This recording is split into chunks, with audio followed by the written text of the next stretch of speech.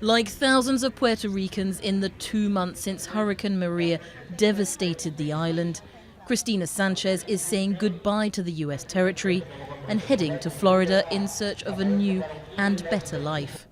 In Orlando, Cristina heads straight to the airport's Welcome Center, set up by the state government for Puerto Rican immigrants.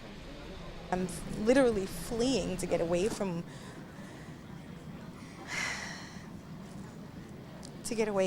everything that's going on there, and it takes its toll emotionally. For me, it was the last straw, and I decided to come to the States. I sent my son to New York, and I'm here to try and get us set up while he's finishing 8th grade. Cristina is one of 27,000 people who've asked for help at just this one center so far. Deborah, who's been here for almost 2 months, says the road for her has been a bumpy one. When they first arrived, she and her 10-month-old daughter had nowhere to stay and found themselves sleeping at the airport.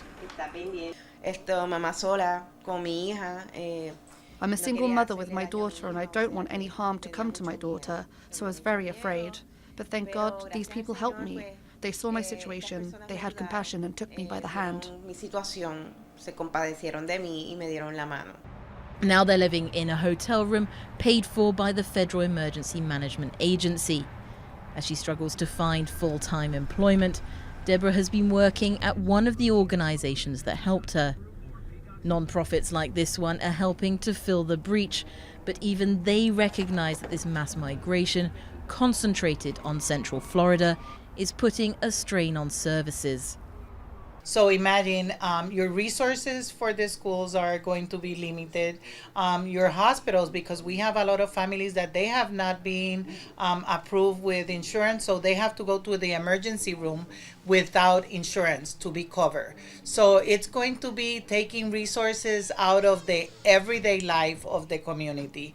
But we will have to be creative. There is no other way.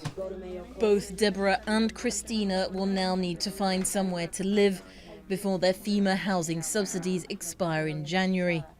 With thousands in a similar situation, Central Florida could then be faced with a housing crisis.